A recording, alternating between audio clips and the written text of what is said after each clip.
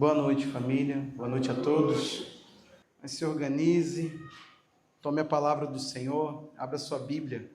Romanos, capítulo 10, verso 9. Eu vou ministrar um tema, e contrário do que eu costumo fazer, quero anunciar o tema, nós vamos falar sobre a confissão da nossa fé. Diz assim: se com tua boca você confessar Jesus como Senhor, e em seu coração crer que Deus o ressuscitou dentre os mortos, você será salvo. Porque com o coração se crê para a justiça, com a boca se confessa para a salvação. Pois a Escritura diz: todo aquele que nele crê não será envergonhado. Porque não há distinção entre judeu e grego, uma vez que o mesmo é o Senhor de todos, rico para com todos os que o invocam. Porque todo aquele que invocar o nome do Senhor... Amém. Essa é a tua palavra, Pai. Fala conosco. Em nome de Jesus. Amém. Eu quero falar com você nesse tema, se você tem segurança do que você afirma ter com Jesus. Eu posso dizer que eu tenho um relacionamento íntimo com uma autoridade, com um presidente. Isso não necessariamente me faz íntimo daquela pessoa. Posso dizer que eu sou amigo de alguém, eu posso dizer que eu sou filho de alguém, até que se comprove o vínculo, até que se ache o que me faz pensar que eu tenho um vínculo com aquela pessoa, é nisso que vai comprovar que de fato eu tenho um contato genuíno, verdadeiro, ou seja, que eu tenho um relacionamento com aquela pessoa. Você tem convicção, você tem segurança do que você está afirmando da tua fé, você tem convicção de que essa tua crença em Jesus, que você diz ter, é isso que nós vamos procurar, uma definição bíblica, porque hoje não é difícil encontrar um cristão nominal. Isso já é estudo, isso já é a sociologia da religião já tem essa matéria como pesquisa. Cristãos não praticantes. Antes nós víamos isso, com todo respeito, aqui não estou fazendo um ataque, mas nós víamos isso no catolicismo. Você é católico? Eu sou. Sou católico não praticante. O que a pessoa dizia? Não vou à missa, não tomo hóstia, não participo dos rituais, não tenho nenhum vínculo, não tenho nenhuma missão, não tenho nenhuma obra, eu não estou vinculado a nada. Eu somente me identifico como católico, faço sinal da cruz, rezo e por aí vai. Tem lá o santo, enfim, comemora. Você entendeu, né? Não estou dando uma aula de catolicismo, mas você entendeu a questão. Agora, o que seria no nosso meio um cristão não praticante? O que seria no nosso meio alguém que diz crer em Jesus, que diz ter uma fé em Jesus, e essa fé ela não tem nenhum tipo de evidência, ou seja, ele é não praticante. Isso me assusta, porque se você for ver o centro do que a gente está querendo aqui abordar, de que uma confissão em Jesus já pressupõe atividade com ele, já pressupõe intimidade, já pressupõe algum tipo de vínculo com Jesus, seria impossível dizer, sou cristão protestante não praticante. Isso é impossível. É impossível, por isso que é impossível ser um desigrejado e ser cristão. Por isso que é impossível dizer que tem uma fé em Jesus personalizada, que você diz que você criou um modo de ficar você e Jesus. Isso não existe. Jesus ele não vem, por exemplo, isso é desfazer todo o ambiente da Bíblia. Jesus ele não vem buscar a Andressa, ele vem buscar a igreja. A igreja, esse termo é um termo para coletivo. Eu não posso dizer assim, venha com sua família para esse jantar, e você chegar lá sozinho falando assim, eu sou a família, eu sou o pai da família. Eu vou dizer, tudo bem, querido, mas não era isso que me interessava, eu mandei você vir com sua família. Família é um coletivo, família, pai, mãe, filhos. Assim como dizer eu sou a igreja, é totalmente, desculpa, não tem inteligência nisso. Você faz parte, mas você não é ela. A palavra igreja, contrário da deturpação que se tem por aí, é coletivo, reunião, congregação, ajuntamento. Ou seja, configura pessoas somadas, tem que reunir. Não tem como você ser uma reunião de um só. Você entende? Está comigo? É isso que nós vamos aqui ver.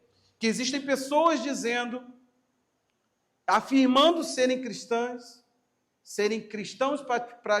protestantes, e eles acham que com isso eles podem não praticar nada, que a fé não vai agregar nada, não vai cobrar deles nada, e que a mera percepção que eles têm da fé é de que Jesus quer levar pessoas para o céu. Parece que o céu é um ambiente extremamente ruim, que nós temos que ficar fazendo uma propaganda agradável para que as pessoas passem a eternidade no céu.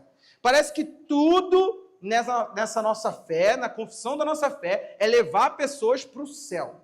Deixa eu te falar uma coisa aqui. Pouquíssimo Jesus falou de céu. Muitíssimo Jesus falou e foi central na mensagem dele, reino de Deus. Ele falou, se você nascer do alto, que ali é o termo, não é nascer do Espírito, seria a condição ali, o termo correto é do alto. Ele está falando, se você nascer de lá, você vai entrar no reino de Deus. Ele falou que ele nos daria um acesso ao reino. Então, por favor, querido, se não tem uma dinâmica acontecendo desse relacionamento que você diz ter com o Senhor Jesus, por favor, hoje reveja o que você está confessando que é essa sua fé, essa sua crença em Jesus. Primeiro, nós ficamos com essa ideia de que temos que ter Jesus como nosso Salvador. O termo aqui não é esse. Se você confessar Jesus, verso 9, como Senhor da sua vida. E eu quero trazer aqui um esclarecimento de que Senhor ali é dono, é proprietário. Significa que não é que Jesus te pertence. Jesus não é teu Salvador, não. Ele te comprou para te ter. Ele te comprou para te possuir. Ele te comprou para poder interferir na sua vida. Ele te comprou para poder interferir nas suas prioridades. Isso. Sabe o que acontece? É muito interessante que depois de invocar o Senhor como Senhor, a Bíblia diz que então ele salva. Porque ele é dono, então ele resgata. O resgate, a salvação, o ir para o céu, sair do inferno, sair do mundo, sei lá, sair do pecado, isso tudo configura um resultado da forma como eu me relaciono com Jesus. Chamei ele de meu dono, ele fala, então eu te tenho para mim. Ah, daí ele salva. Ele não salva por salvar. Ele não salva porque todos estão indo para o inferno. E todos nós estamos condenados se Jesus não interferir. Isso não é o motivo para salvar. O motivo de salvar é quando alguém olha nos olhos dele e fala, você, meu dono. Você me possui. Só que o que acontece? Isso também foi para uma outra banda. Ensinamos aqui a importância de, no teu dia a dia devocional, abrir textos bíblicos e orar com base neles. Falamos que isso é a forma mais assertiva de orar, por quê? Porque é orar à vontade de Deus. E anote aí, se você ainda não entendeu esse sentido, 1 João 5, 14 e 15 diz que se oramos à vontade de Deus, Deus vai nos ouvir. É simples assim. Então, orar à vontade de Deus é ser atendido por Deus. Significa que aquilo que você não ora e que não é atendido, você está, por alguma forma, aí interferindo e atrapalhando suas orações. Tem muitas coisas. Aos homens, cuidado com aquilo que você faz com sua esposa. A Bíblia diz que isso impede suas orações. Falta de perdão impede suas orações. Não é nossa explicação não é essa. Só que, presta atenção, confessar virou muito místico. Nós resumimos a confissão ao místico, ao imaterial. Por quê? Senhor, eu confesso que o Senhor é meu Senhor. Eu abro o meu coração e eu creio que o Senhor, Deus, o trouxe dos mortos. E agora, por conta que eu acabei de falar essa frase, eu estou salvo, porque está escrito aqui. Isso é com a minha boca. Aí a gente criou o quê? Repete comigo. Aí a pessoa vai e fala, Senhor Jesus, escreve o meu nome. A Bíblia não fala em momento algum que Deus abre um livro e escreve o nome, querido. A Bíblia fala sobre riscar o nome. Moisés pediu para Deus, risca o meu nome daí. Se o Senhor vai acabar com esse povo todo, risca o meu nome. Teria coragem? Gente, eu não sei se eu troco Jesus por vocês, não. Vocês entenderam? Jesus e o Vitor. O Diogo está quase casando, eu não posso fazer propaganda mais ruim. Eu não vou atrapalhar o menino, Vitor. Vitor, ó, todo mundo sabe do meu amor por você, senão tu vai se tornar perseguido. Ó, começa assim, cara. Então eu finjo que eu não gosto de você. O apóstolo Paulo falou para Timóteo, em 1 Timóteo 6,12, que ele deveria entender que a confissão dele gerou um combate de fé diário. Olha o que ele diz: combate o bom combate da fé, toma posse. Ele está dizendo que a vida eterna nós não temos, nós estamos nos apossando dela. Você entende que não é uma coisa que você possui, do nada alguém te foi, seja lá, meu irmão, na piscina, na cachoeira, tomando banho na testa, alguém te batizou e você acreditou que isso vai te dar a vida eterna. Não é assim. Ele fala de posse, posse para a vida eterna, para a qual você também foi chamado e da qual você fez boa confissão diante de muitas testemunhas. Olha o comparativo que ele vai usar. Diante de Deus, que preserva a vida de todas as coisas, e diante de Cristo Jesus, que, na presença de Pôncio Pilatos, fez boa confissão, eu exorto a você, o quê? Guarda este mandato imaculado, irrepreensível, até a manifestação de nosso Senhor Jesus Cristo. Ele está falando o seguinte: Timóteo, eu observei que a tua verdade do Evangelho, a verdade que estava no teu coração, começou a se modificar. Eu percebi que há uma alteração no que você crê. Timóteo, eu percebi que o seu coração já não está mais crendo como cria, crendo no que cria, está se abalando alguma coisa. Você tem que entender uma coisa, Timóteo. Se, em outras palavras, Paulo tivesse falado isso aqui, ele diz: olha, você confessou, você fez boa confissão diante de testemunhas. Agora você precisa guardar isso, porque você ainda está tomando posse da vida eterna. Essa vida que você não a tem, você está se apossando dela. Olha que perigo, gente. Para você que brinca, que flerta, que fala assim: vamos ver se eu caio. Entendeu? Tem crente assim. Cara, vamos ver se eu peco, vamos ver se Deus me quer mesmo. Uma vez eu estava na casa de uma mulher, ela estava com um copo de cerveja na mão. Eu era um jovem. Ela com um copo de cerveja fez assim: eu estou distante da igreja. A gente estava lá por causa da filha dela, que começou a frequentar a nossa igreja. Os jovens se reuniram e estava na casa dela. Ela virou e falou assim: eu estou distante da igreja. Eu e meu esposo, ele é presbítero. Aí eu fiquei assim, né? Ela virou e falou assim: mas eu sou uma predestinada. Aí eu falei: opa, entendia nada. Naquela época eu não entendia dessas coisas. Falei: opa. Aí ela: a hora que Jesus quiser, ele vai me fazer voltar. É simples assim, porque eu sou uma predestinada. E eu já saí outras vezes. Já saí outras vezes e ele sempre me faz ir de volta. Aqui, gente, ó. Vamos ver se eu caio. Querido, vai ter uma hora que um anjo vai, ó. Nós precisamos entender que não é uma mística. Paulo falou: a tua boca se encheu da confissão, Timóteo. Agora dá conta de guardar isso. Porque se você falou, se aposse, comece a ir rumo a isso. Porque apenas dizer não é suficiente. Foi lindo o dia que você disse sim, chamou toda a sua família, foi ao teu batismo, tinham pessoas já, tem foto, tá lindo. Agora eu quero saber o que isso fez mudar no dia a dia da sua vida. Como isso comprometeu, como isso atrapalhou quem você era. Começou a mudar você, começou a tirar você do centro. Afinal de contas, você tem um dono. Você deixou de exigir da vida, você deixou agora a vontade do seu Senhor se sobrepor à sua. Você abriu mão por Ele. Pastor, não sei o que você está falando. Então, qual a qualidade dessa confissão, querido? Nós estamos num país que ainda é possível pregar. E o fato de ter tantas igrejas, o fato da gente, toda hora alguém justifica e abre uma igreja. Aí as pessoas saem por aí ouvindo textos, ouvindo Bíblia, ouvindo pregações. E tudo é possível pregar distorcendo a Bíblia. Teve uma frase que eu ouvi que na hora eu falei assim: opa, aí depois eu entendi. A Bíblia é a mãe de todas as heresias. Falei: opa, como assim? Não, a origem não está nela, está na interpretação dela. Tudo é possível se distorcer. E você está num país que qualquer fala é distorcida. Tem um vídeo de um pastor, coitado, um senhor de idade, pregando. E ele estava falando assim: a mulher me disse, é possível ouvir no início do vídeo, que ela tinha todos os dons e apenas ela e o filho dela, a mulher, se apresentou para uma comunidade de fé ignorante, que não abre a Bíblia, só pode, e disse ter os dons, ela e o filho dela, e ninguém mais deveria buscar, porque apenas a eles Cristo tinha dado todos os dons. Ela fez isso para dominar algum tipo de pessoa. Só que, o que aconteceu? Eu fiquei ouvindo aquele vídeo e falei assim, gente, esse senhor não parece. Aí, de repente, alguém bota assim nos comentários do vídeo. Vocês viram o que ele falou, ela falou, eu volto no vídeo, começo a prestar atenção no início. Pegaram o vídeo, editaram, colocaram o que quiseram e massacraram o homem.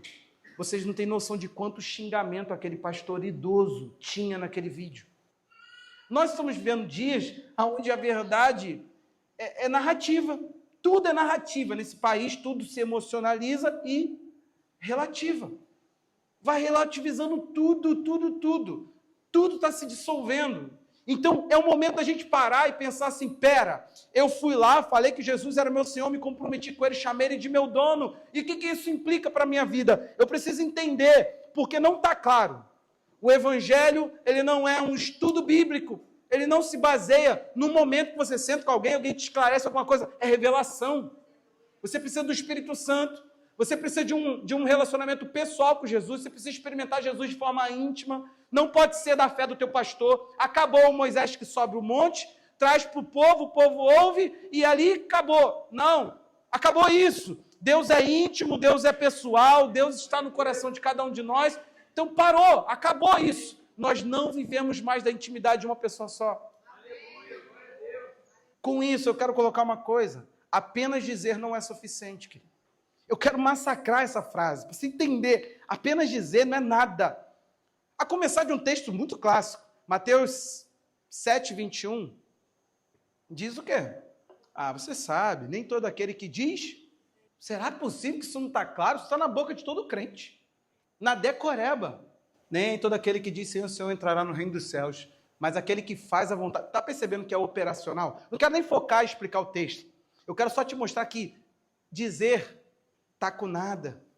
Lucas capítulo 6, verso 46, esse aqui, Jesus ele bate, é um tapa, é um despertamento, é uma coisa que assusta, porque ele diz, porque vocês me chamam Senhor, Senhor, e não fazem o que eu mando.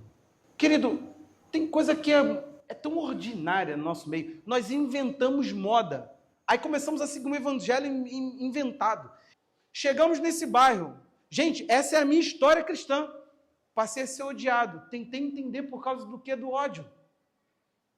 Cara, porque eu andava com a blusa de time, me falaram isso. Tá certo, é um pecado mesmo ser vascaíno. Dá raiva, dá ira, nem fala, tá jogando. Dá para orar, gente? Ele tá jogando. Querido, tem coisa que é fácil, Vitor. É muito fácil. Era só tirar a blusa, botar outra blusa. É fácil, Patrícia, é isso? Difícil é tirar a arrogância, a soberba. Difícil é desfazer a complexidade. Difícil é desfazer a amargura. Difícil é o que eu tive que ouvir. Que dentre esses líderes tinha gente orando a Deus para que ele me fizesse cair em pecado. Difícil é ouvir que tem uma lógica deturpada, maligna, endemoniada, sendo aplicada a Deus. Deus não é a nossa obra, nosso bonequinho que a gente manipula. Deus não vai fazer ninguém cair em pecado, essa não é a natureza de Deus, Deus não existe trevas. É uma ofensa pensar que podemos orar a Deus isso. Teve uma vez que no auge de um ódio direcionado para mim, eu falei para ela assim, quando eu olho para esses crentes, eu não me sinto parte disso. E eu tenho uma sensação de que Deus me odeia. Se eu olho para eles, eu acho que Deus me odeia. Eu falei com ela com tristeza, aquele dia eu fiquei para baixo. Uma pessoa a gente estava vindo para Nova Miguel Couto, a pessoa socava a porta da igreja. Você tem noção? Eu peguei, olhei e falei, mas o que está vendo no calçado da igreja? A pessoa socava falando que a igreja do diabo vai fechar. Gente, olha o nível do amor. Eu só te faço uma pergunta. Por que ninguém orou para eu me converter? André, por que ninguém sentou comigo e falou assim, meu irmãozinho, senta aqui que eu vou te ensinar a Bíblia. você está atrapalhando o evangelho em Figueira. Deixa eu te explicar como é que funciona o evangelho. Por que ninguém fez isso? Não existe nenhuma cena de amor, só ódio.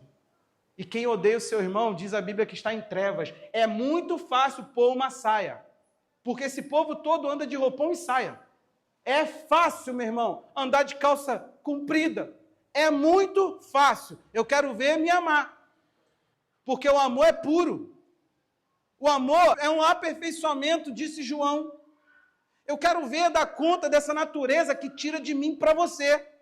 Porque o evangelho da formalidade, da ideia de alguém, da cabeça de alguém que alguém inventou, esse evangelho é fajuto e fácil.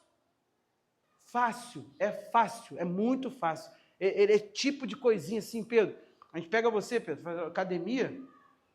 Não, Pedro, isso aí é da carne. Você tem que engordar, infartar de tanto comer. Isso é coisa de crente. Você está entendendo como é que é fácil esse evangelho? A gente ensina as pessoas a se descuidar falando que isso é do evangelho. A gente ensina as pessoas a fazer um monte de coisa. Então vamos lá. A questão não é o que eu digo. A questão é o que eu sustento. Enquanto eu vivo. Porque Pedro, em Mateus 16:15, quando Jesus perguntou quem vocês dizem que eu sou, no 16 ele falou assim, ó. Tu és, o Senhor é o Cristo, o Filho do Deus vivo. Tá lindo. Foi carne e sangue que te revelou, Pedro, parará, parará, parará. Mateus 26:33, Pedro tomando a palavra, o que ele fez? Disse a Jesus, ainda que o Senhor venha a ser um tropeço para todos, nunca será para mim. O que ele faz depois disso aqui? Jesus fala, tu vai me negar, Pedro. Olha aí o 34, em verdade digo que nessa noite, antes que o galo cante, você me negará 3 vezes. A Bíblia diz lá em Mateus 26:69, Pedro estava sentado fora do pátio, uma empregada se aproximou e lhe disse, você também estava com Jesus do Galileu, mas ele negou diante de todos e disse, não sei o que você está dizendo. Quando se dirigia à porta, Pedro foi visto por outra empregada que disse aos que estavam ali, esse também estava com Jesus Nazareno. Ele negou outra vez com juramento, não conheço esse homem. Pouco depois, aproximando-se os que estavam ali, disseram a Pedro, com certeza você também é um deles, porque o seu modo de falar o denuncia. Então ele começou a praguejar e a jurar, não conheço esse homem. E no mesmo instante o galo cantou, Pedro se lembrou das palavras que Jesus tinha dito, antes que o galo cante, você me negará 3 vezes. Pedro saindo dali chorou amargamente. Querido, de forma alguma julgar Pedro, mas aprender com a atitude dele. Falou que não ia, falou que para Jesus podia ser para todos, para ele nunca. E ele falou, você vai me negar, Pedro, você vai me negar. Sabe o que acontece? Eu quero te trazer alguns dados. Os 3 evangelhos trazem esse episódio. Ele é muito importante, porque fala da figura central da igreja. Fala de como um Pedro, por suas forças, ele não conseguia sustentar nada do que ele confessava. Mas um Pedro cheio do Espírito Santo abriu a boca e rasgou para todos. A primeira pregação da igreja, que vai converter 3.000 pessoas, é o Pedro. É na boca dele que Jesus vai levar o evangelho ali a priori, vai converter milhares de pessoas. Lucas 22:54 narra a mesma coisa. Só que o que acontece? Pedro, da segunda à terceira negação, passou 1 hora no céu. O dado que Lucas traz é que na primeira ele negou. Para a segunda, passa 1 hora. Passa 1 hora. Até a última, perdão. Até a última. Aí sabe o que eles dizem? Lucas 22:59. E tendo passado cerca de 1 hora, outro afirmou, dizendo, com certeza também estava com ele, porque também é Galileu. Mas Pedro insistiu, homem, eu não sei do que você está falando. E logo, enquanto Pedro ainda falava, o galo cantou. Então o Senhor se voltou e fixou os olhos em Pedro. Jesus estava vendo essa cena. Agora vamos lá. É um massacre para Jesus tudo o que está acontecendo. Ele está sentindo a angústia da morte, porque ele está sentindo os nossos pecados, que ele haveria de levar tudo sobre si. Ele olha para quem falou assim, nunca, eu não. Jesus está vendo. E Pedro teve 1, 2, 3. Da segunda para a terceira, 1 hora se passou. Ele não teve a sensibilidade de falar assim, cara, alguma coisa aconteceu. Então preste atenção. Se estourar, você está em qual time aí? Pedrão cheio de pompa, falando que nunca trairia. Vou te contar o que o Lucas contou para nós. Ele estava sentindo frio. Provavelmente uma noite muito frienta naquele período. A Bíblia diz que quando acenderam uma fogueira, ele está com esse povo tudo sentadinho na fogueira. Uma fogueirinha quentinha. Pedro não quer sair dali, ele não pensou nada. Eu estou tentando te falar que não foi uma coisa de pressão, nada disso foi pensado. Pedro teve tempo. Pedro foi negando. Pedro foi desfazendo todo o tu és o Cristo. E detalhe, quem falou ao coração de Pedro sobre a pessoa de Jesus? O Espírito Santo, não foi carne e sangue que te revelou, Pedro. Pedro estava sob a ação do Espírito, negando o Cristo. Ah, meu irmão, fala que não é fácil para você fazer da mesma forma. Graças a Deus que ele caiu em si. Graças a Deus. E olha depois o que ele vai ensinar. Gente, tem solução para nós. 1 de Pedro 3,15 é Pedro. E olha o que ele vai ensinar. Bota no 13. Ora, quem há de maltratá-los se vocês forem zelosos na prática do bem? Está falando, será que alguém pune por ser bom? Mas, mesmo que venha a sofrer por causa da justiça, ora. Olha o que ele vai falar. Vocês são bem-aventurados. Não tenha medo das ameaças, não fiquem angustiados. Aí o que ele ensina? Pelo contrário, santifiquem. A palavra santificação, ela está viciada. A gente pensa já, santifique a Cristo. Como é que eu santifico Jesus? Jesus precisa ser mais santo? Ele fala, como Senhor, no seu coração. A palavra santifiquem aqui é consagre, separe, torne único. Quando eu falo que eu santifiquei isso aqui, é que eu tornei isso aqui exclusivo. Ele está falando que Jesus tem que ser exclusivo no nosso coração como Senhor. Olha onde ele foi parar, olha onde o Pedro foi parar. Ele parou a ponto de dizer, eu quero que ele seja o Senhor no meu coração. Ele é único para mim, ele é único em mim, ele é único no meu ser. Tem ou não tem solução, gente? Igreja de Jesus, preste atenção. Nós precisamos entender que até o verdadeiro louvor, Jesus não aceita que você cante a santidade dele sem que isso esteja alinhado com as suas ações. Não existe confissão nenhuma que você fala de Jesus. Você pode cantar bonito, você pode cantar louvor, você pode fazer o que você quiser. Você pode cantar afinação, com todo tipo de técnica, para que a sua voz seja bem ouvida. Se as suas ações não estiverem alinhadas com o que você canta, ou com o que você confessa a respeito de Cristo, a Bíblia diz que ele não recebe. Sabe por quê? Hebreus 13:15 vai dizer que por meio de Jesus nós oferecemos a Deus sempre sacrifícios de louvor. Olha o que é um sacrifício de louvor, que é fruto de lábios que confessam o seu nome. É resultado do lábio que já fez confissão do nome do Senhor. E nós entendemos aqui que a confissão não é apenas mística, não é apenas dizer, é se apropriar. Então o que acontece aqui, o que está de errado? Que nós entregamos canções a Deus. E como diz Mateus 15, 7 e 9, Jesus chamou eles e falou assim, hipócritas, Isaías já falou acerca de vocês, vocês me honram com lábios, mas o coração de vocês está longe. É fácil encher a boca a respeito de Jesus, cantar que ele é santo, cantar que ele é bom, cantar que ele isso, que ele é aquilo.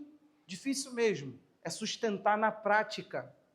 Difícil mesmo é sustentar na ação, na apropriação. Se ele é teu dono, mostre.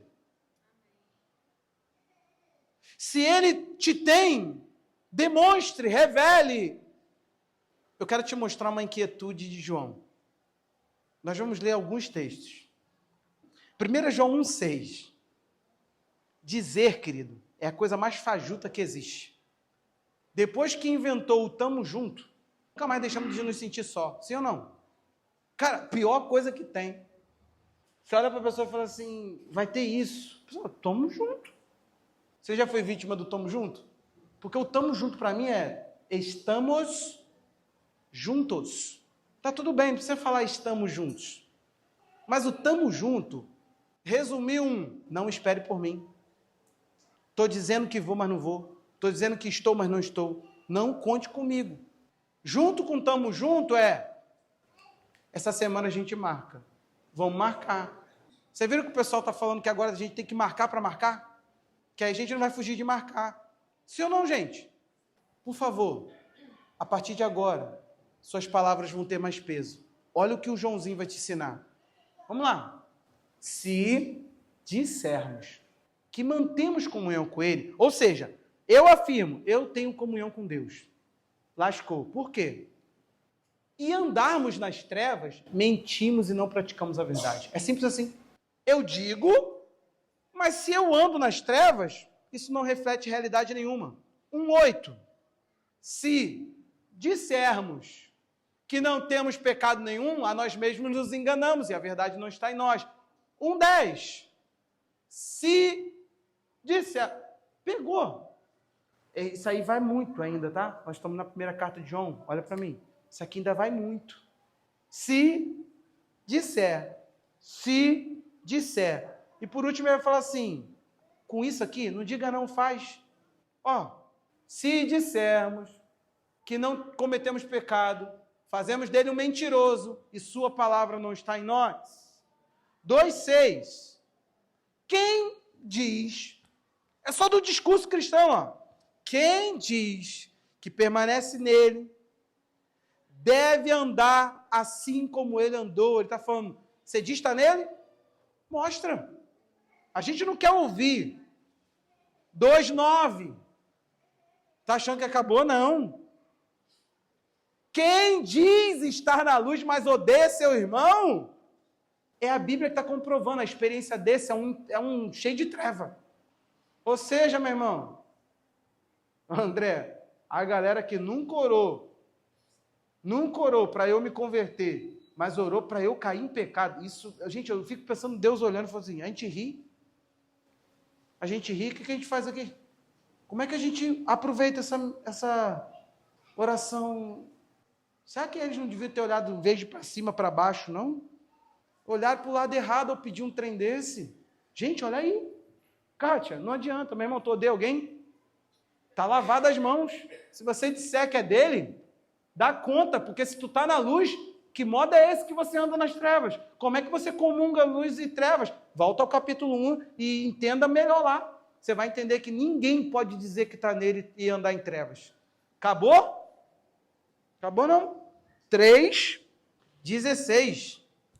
Nisso conhecemos o amor. 2 pontos. Como que a gente conheceu o amor? O amor, um único ato mostrou o amor. Qual? Que Cristo deu a sua vida por nós. Isso é lindo, né? Agora olha que para João é o Evangelho. Portanto, também nós devemos dar a nossa vida pelos irmãos. Meu irmão, isso aqui eu sei contar nos dedos aonde é que eu encontro esse Evangelho aqui. Alguém sabe isso aqui?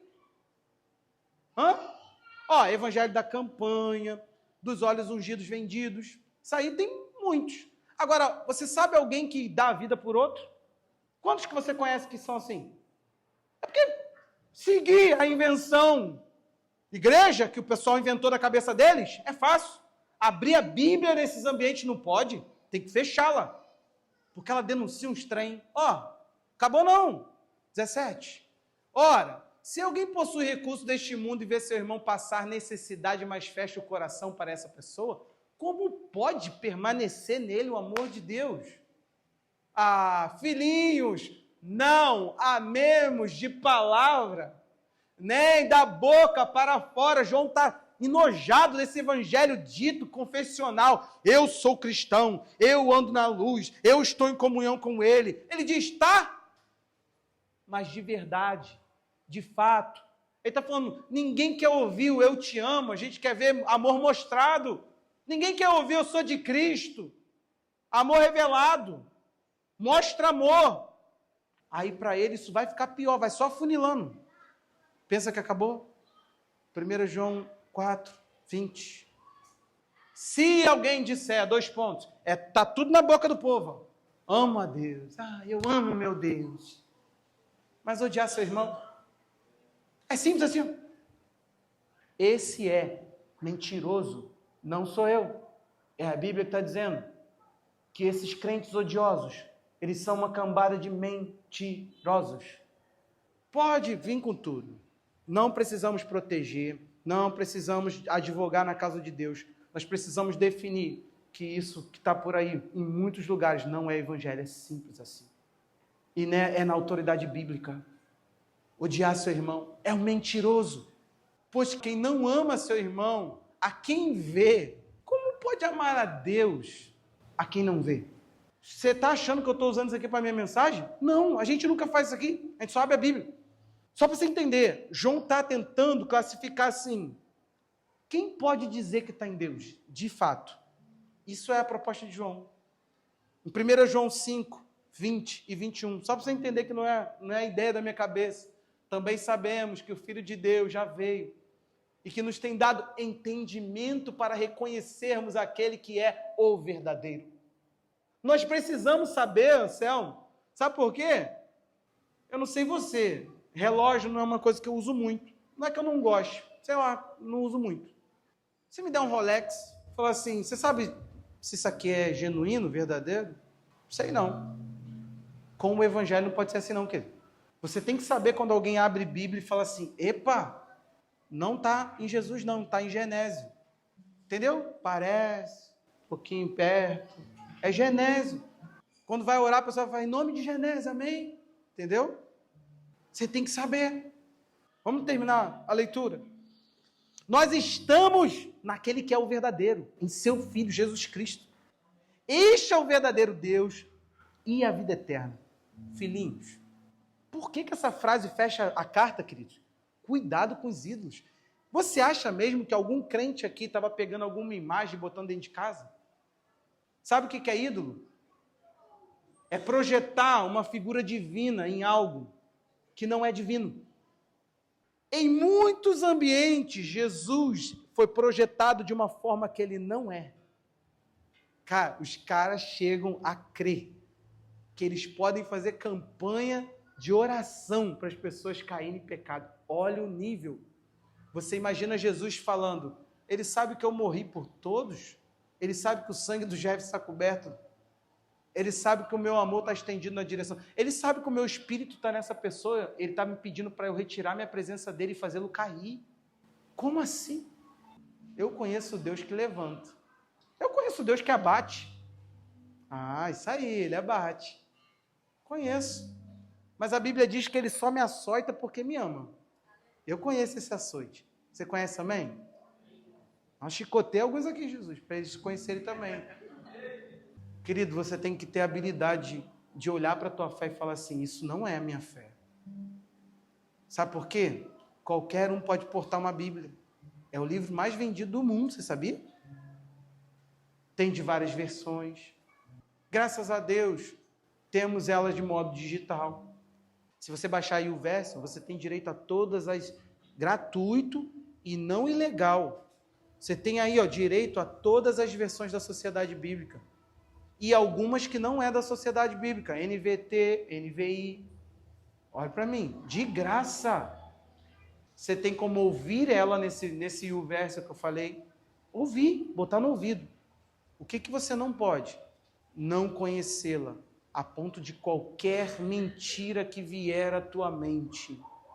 Qualquer engano explicado em nome de Jesus. Ganhar você, conquistar você, iludir você, guiar você. Você não é um ambiente de engano. Você não vai seguir a mente delirante de um homem. Você não tem nem que concordar comigo. Você tem que abrir Bíblia. E abrir a Bíblia com a coerência da Bíblia. Podendo falar como o nosso irmão João. Eu não digo, eu ando. Eu não digo amar, eu amo. E eu mostro isso como? Amando vidas, amando pessoas. O amor de mim tem fluído para pessoas. Você tem que ter segurança e tem que ter confissão genuína. Você tem que ter legalidade de olhar esse texto último aqui que lemos e falar assim, eu sigo o verdadeiro Filho de Deus. Eu não sigo um Filho de Deus inventado. Ele não é um ídolo que a minha mente projetou. Tem muitos ídolos. É isso que João está falando. Criamos um Jesus fictício para acreditar nele, para fazer dele a minha imagem e semelhança. A maioria, querido, desse Deus que a pessoa projeta para orar, é a projeção da vida dela. Presta atenção aqui. Se Cristo não for revelado para você, é bem possível que você está projetando em Cristo o que você não tem coragem de ser. Você está reprimindo um ódio. Aí você fala assim, Deus, pesa a mão. Aí quando você olha do outro lado, tem um Deus que ama a pessoa que você está mandando pesar a mão, querido. Um Deus vingador. Teu sonho é de ser de um grupo de extermínio lá na tua carnalidade. Teu sonho é poder matar alguém. Aí você pensa assim, bem que Deus poderia botar só um câncer só. Estou falando besteira, gente? Tem nenhum crente que pensa essas coisas, não. Isso é fruto da minha cabeça. Nunca nem vi. Para fechar, uma tarde eu estava no monte, sozinho. Eu, um violão e uma Bíblia. Sobe 2 irmãs. Aí eu brinquei, falei, meu Deus, começou uma fofocação. Que elas subiram e falaram assim, você sabe que fulano caiu em adultério? Ela, não brinca, irmã. Elas vieram passando falando isso. Aí eu pensei, legal, elas vão para longe. Cara, parece que elas me viram, Pai do Senhor, Pai do Senhor. Ficou ali. Cara, mas era tanta gente para ser destruída naquela igreja. Meu irmão, eu me senti no dilúvio. Falei, não vai sobrar para ninguém, mano. É Noé e a família. Porque ela começou, pesa a mão. Jesus abate. Jesus tira, arranca a capa. Jesus isso. Jesus vem com o teu juízo. Eu peguei minha viola, coloquei no saco e ó. Falei, vai que elas olham para mim e falam, pesa a mão. Calçadinhas no monte. Você entendeu, cara? O que a gente está multiplicando, meu Deus? Você sabe por que a gente está multiplicando uma porcaria de fé dessa? Porque nós estamos dizendo demais. Dizemos isso, dizemos aquilo, dizemos que somos. Eu chego lá, André. Oi, eu sou pastor. Se eu disser que sou pastor, isso pressupõe alguma coisa. Eu confessei. Isso me complicou. Muito fácil, né? Usar um títulozinho. Falo não, querido. Uso nada disso para dar carteirada em lugar nenhum. Tem até nojo dessas atividades. Qual a qualidade do que você está confessando? Como isso tem comprometido sua vida? Pai, coloco diante de Ti agora, Senhor, cada confissão feita aqui, Pai. O Senhor sabe o que foi afirmado, que somos, que temos. O Senhor foi, Deus, declarado Senhor de muitas vidas aqui. Olha para nós, Jesus, e confronta o nosso coração, a ponto de conseguirmos entregar ao Senhor verdade, realidade, coerência. Nós te amamos, Jesus. Isso não é da boca para fora, Senhor.